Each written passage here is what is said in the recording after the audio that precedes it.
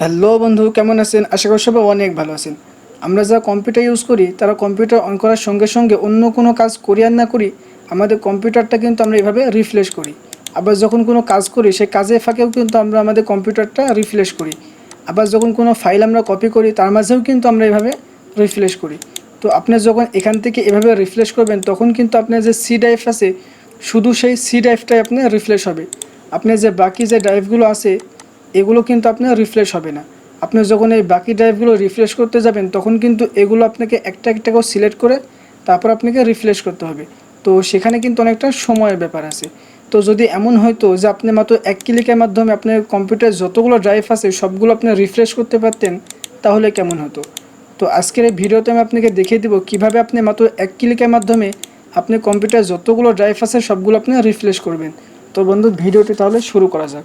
ভিডিওটি শুরু করার আগে যে কথা না বললেই না, আপনি যদি আমাদের চ্যানেলে নতুন হয়ে থাকেন তাহলে অবশ্যই চ্যানেলটি সাবস্ক্রাইব করে পাশে থাকা বেল আইকনটি বাজিয়ে দিবেন, যাতে করে আমাদের নতুন নতুন ভিডিও নোটিফিকেশন সবার আগে আপনার কাছে চলে যায়। তো বন্ধু, ভিডিওটি তাহলে শুরু করা যাক।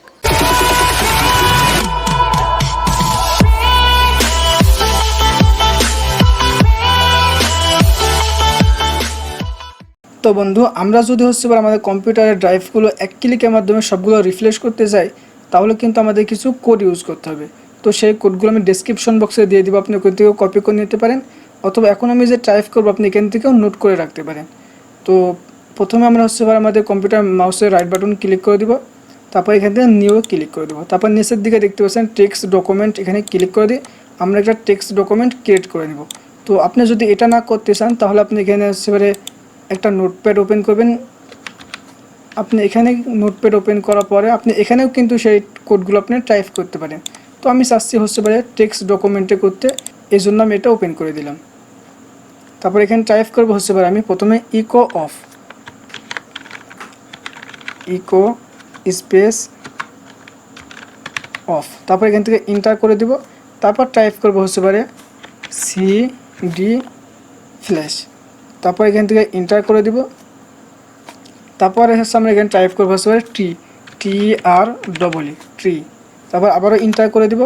তারপর আপনি এখানে যতগুলো ড্রাইভ আছে আপনি যেগুলো আপনি রিফ্রেশ করতে চান সেই ড্রাইভগুলোর নাম আপনি এখানে সিরিয়াল বাই দিয়ে দিবেন। তো আমার এখানে চারটা আছে, একটা CDEF। তো এগুলো আমি এখানে নাম দিয়ে দিব। তো ফার্স্ট টাইম সি দিব, তো অবশ্যই আপনাকে বড় হাতে দিতে হবে। তো সি দিয়ে দিলাম, তারপর এখানে আমি ক্লোন দিয়ে দেবো, তারপর আবারও ইন্টার করে দেবো। তো আবারও ট্রাই করবো TREE, তারপর আবারও ইন্টার করব। তারপর আমি আমার ডি ড্রাইভ লিখবো, তারপর ডি ক্লোন ইন্টার, আবারও TREE ইন্টার, তারপর ক্লোন ইন্টার, TREE আবারও ইন্টার, তারপর আমি লাস্টে F ক্লোন, তারপর আবারও ইন্টার, তারপর এখান থেকে TREE। তারপর এটা লেখার পর আপনি এটা সেভ করতে হবে। তো সেভ করার জন্য আপনি উপরে দিয়ে দেখতে পাচ্ছেন ফাইলে ক্লিক করে দেবেন, তারপর নিচের দিকে দেখতে পাচ্ছেন সেভ অ্যাজ, এখানে ক্লিক করে দেবেন। তারপর আপনি এখান থেকে সেভ লোকেশন সিলেক্ট করে দেবেন যে আপনি কোথায় সেভ করতে চান। তো আমি এখান থেকে ডেস্কটপে সেভ করতে চাই, আমি সিলেক্ট করে নিলাম। তারপর এখানে আপনি একটা সেভ নেম দিবেন যে আপনি কী নামে সেভ করতে চান। তো আমি একটা নাম দিয়ে দিয়েছি। তো এই সেভ করার ক্ষেত্রে আপনাকে অবশ্যই একটা কোড ইউজ করতে হবে, সেটা আপনি যে কোনো নামে সেভ করতে পারেন, কিন্তু লাস্টের দিকে আপনাকে .bat এটা কিন্তু আপনাকে ইউজ করতে হবে। তো তারপর আপনি এখান থেকে সেভ করে দিন, তারপর এখান থেকে আপনি কেটে দিন। তারপর দেখতে পাচ্ছেন আমাদের কিন্তু এই যে আলামিন নামে একটা ফোল্ডার ক্রিয়েট হয়ে গেছে। তো আপনি যখনই এটা উপর ডবল ক্লিক করবেন তখনই কিন্তু আমাদের কম্পিউটারে যতগুলো ড্রাইভ আছে সবগুলো কিন্তু রিফ্রেশ হতে শুরু করে দিবে। তো আমি এখানে ডবল ক্লিক করে দিলাম, তারপর দেখতে পাচ্ছেন আমাদের কম্পিউটার যতগুলো ড্রাইভ ফোল্ডার আছে সবগুলো কিন্তু অটোমেটিকলি রিফ্রেশ হচ্ছে। তো এখানে আপনার যতগুলো ফোল্ডার ড্রাইভ আছে সেই অনুযায়ী আপনি এখানে সময় নেবে। তো আমরা কিছুক্ষণ ওয়েট করি, দেখছেন রিফ্রেশ কিন্তু হচ্ছে।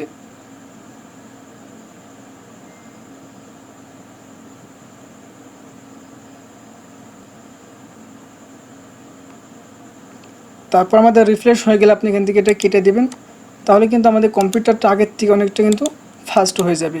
তো আপনি যখনই এটা রিফ্রেশ করার প্রয়োজন হবে তখন আপনি এখানে দুটো ক্লিক করে দিবেন, তাহলে কিন্তু আপনার কম্পিউটারটা অটোমেটিকলি রিফ্রেশ করতে শুরু করে দেবে। তো বন্ধু, ভিডিওটি কেমন লাগলো অবশ্যই কমেন্টে জানাবেন। আর আপনি যদি এটা করতে কোনো প্রবলেম হয় আপনি অবশ্যই আমাদের কমেন্ট করে জানাবেন, আমরা সমাধান দেওয়ার চেষ্টা করব। তো বন্ধু, ভিডিওটি যদি ভালো লাগে তাহলে অবশ্যই লাইক করবেন।